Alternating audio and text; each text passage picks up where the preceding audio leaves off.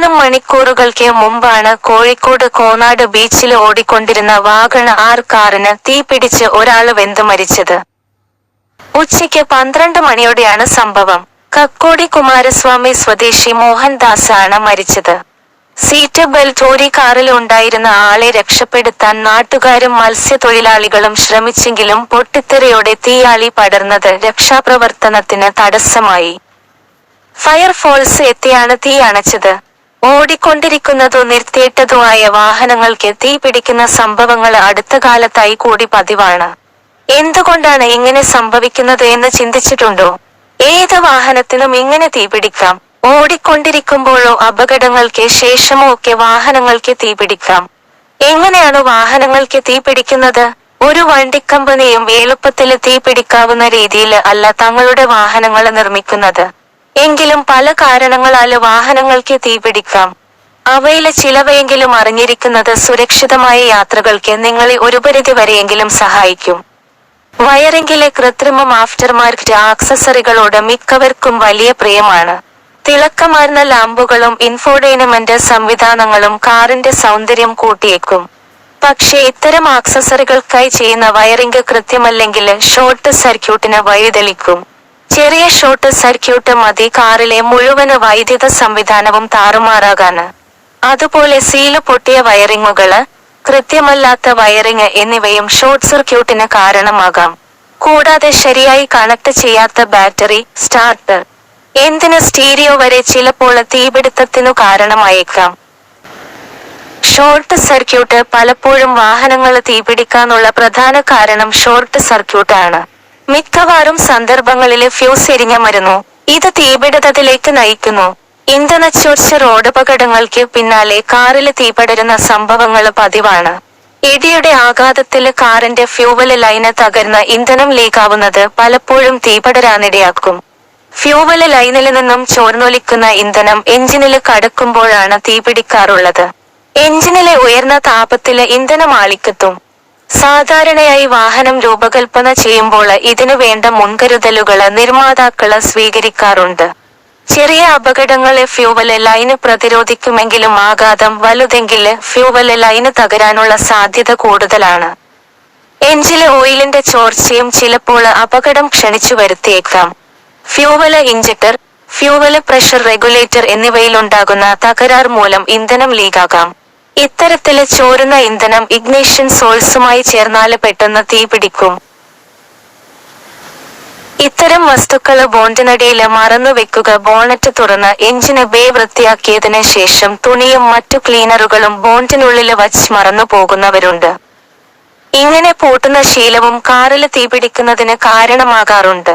എഞ്ചിന് ക്രമാതീതമായി ചൂടാകുമ്പോള് ബോണ്ടിനടിയില് വെച്ചു മറന്ന തുണിയിലും ക്ലീനറിലും തീ കത്തിയാല് വൻ ദുരന്തത്തിലേക്കാവും ഇത് നയിക്കുക. അധികൃത CNG, LPG കിറ്റുകള് CNG, LPG കിറ്റുകൾക്ക് പണം ഏറെ ചെലവാകില്ലെന്നത് കൊണ്ട് തന്നെ പെട്രോള്, ഡീസലുകൾക്ക് ബദലായുള്ള CNG, LPG കിറ്റുകൾക്ക് ഇന്ന് വളരെ ജനപ്രിയതയുണ്ട്. സിലിണ്ടറിലുള്ള സമ്മർദ്ദമേറിയ വാതകങ്ങളെ പ്രത്യേക സംവിധാനങ്ങൾ ഉപയോഗിച്ചാണ് എഞ്ചിനിലേക്ക് കടത്തിവിടുന്നത്. അതിനാല് ഡെലിവറി ലൈനില് അല്ലെങ്കിൽ കിറ്റില് ഉണ്ടാകുന്ന ചെറിയ പിഴവ് പോലും വലിയ അപകടങ്ങൾക്ക് വഴിതെളിക്കും. ഗുണനിലവാരം കുറഞ്ഞ കിറ്റാണെങ്കില് തീ കത്താനുള്ള സാധ്യത കൂടും.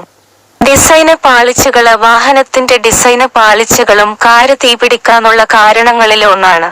ആദ്യകാലത്ത് ടാറ്റ നാനോയില് തീപിടിക്കുന്ന സംഭവങ്ങള് പതിവായിരുന്നു. ഡിസൈന് പാളിച്ചയാണ് തീപിടുത്തത്തിന് കാരണമെന്ന് തിരിച്ചറിഞ്ഞ ഡിസൈനർമാര് അടിയന്തരമായി പ്രശ്നം പരിഹരിച്ചാണ് നാനോ കാറുകളെ പിന്നീട് പുറത്തിറക്കിയത്. ആഫ്റ്റർ മാർക്കറ്റ് എക്സ്ഹോസ്റ്റ് കാറിന്റെ കരുത്തും എക്സ്ഹോസ്റ്റ് ശബ്ദവും കൂടുതൽ മെച്ചപ്പെടുത്തുകയാണ് ആഫ്റ്റർ മാർക്കറ്റ് എക്സ്ഹോസ്റ്റുകളുടെ പ്രധാന ലക്ഷ്യം.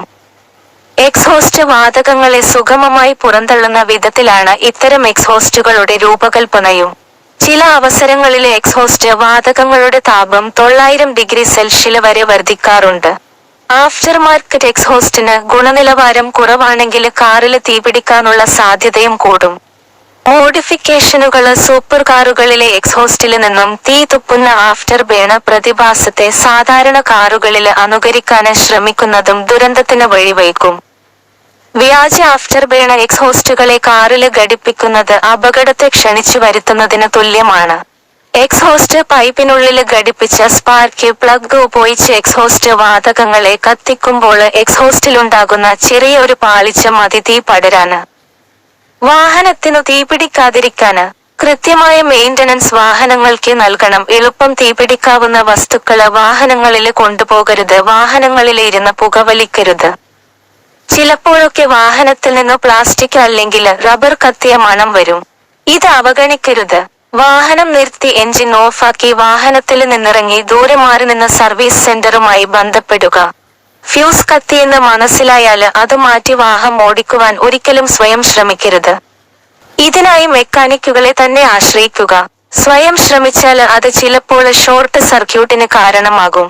അംഗീകൃത സർവീസ് സെന്ററുമായി ബന്ധപ്പെടാതെ വാഹനത്തിലെ ഇലക്ട്രിക്കല് ഉൾപ്പെടെയുള്ള ജോലികള് സ്വയം ചെയ്യാതിരിക്കുന്നതാണ് ഉചിതം. അനാവശ്യ മോഡിഫിക്കേഷനുകള് നിർബന്ധമായും ഒഴിവാക്കുക. തീ പിടിച്ചാല് എന്ത് ചെയ്യണം, ചെയ്യരുത്? വാഹനത്തിനു തീപിടിച്ചാല് വാഹനത്തില് നിന്നു സുരക്ഷിത അകലം പാലിക്കുക എന്നതാണ് ഏറ്റവുമധികം ശ്രദ്ധിക്കേണ്ട കാര്യം. ഇത്തരം സന്ദർഭങ്ങളില് വാഹനങ്ങളുടെ സീറ്റുകളിലെ ഹെഡ്റെസ്റ്റ് ഉപയോഗിച്ച് കാറിന്റെ ജനാല തകർക്കുക. ഹെഡ്റെസ്റ്റ് ഈരിയെടുത്ത് അതിന്റെ കുർത്ത അഗ്രങ്ങള് കൊണ്ട് കണ്ണാടി പൊട്ടിച്ച് പുറത്തു കിടക്കണം. തീ കെടുത്താൻ ശ്രമിച്ചാല് ചിലപ്പോള് ജീവഹാനി വരെ സംഭവിച്ചേക്കാം. തീ പിടിക്കുന്നുവെന്ന് കണ്ടാല് ആദ്യം വാഹനം ഓഫാക്കുക. വാഹനത്തില് നിന്നും സുരക്ഷിത അകലം പാലിക്കുക. ഒരിക്കലും സ്വയം തീ അണയ്ക്കാൻ ശ്രമിക്കരുത്. കാരണം വാഹനത്തിന്റെ ഘടകങ്ങളില് തീ പിടിക്കുന്നത് മൂലം പ്രവഹിച്ചേക്കാവുന്ന വിഷമയമായ വായു നിങ്ങളുടെ ജീവന് അപകടത്തിലാക്കാം. ബോണ്ടിനകത്താണ് തീ പിടിക്കുന്നതെങ്കിൽ ഒരിക്കലും ബോണറ്റ് ഉയർത്താൻ ശ്രമിക്കരുത്. കാരണം കൂടുതൽ ഓക്സിജൻ അവിടേക്ക് ലഭിക്കുന്നതോടെ തീയുടെ കരുത്തും കൂടും.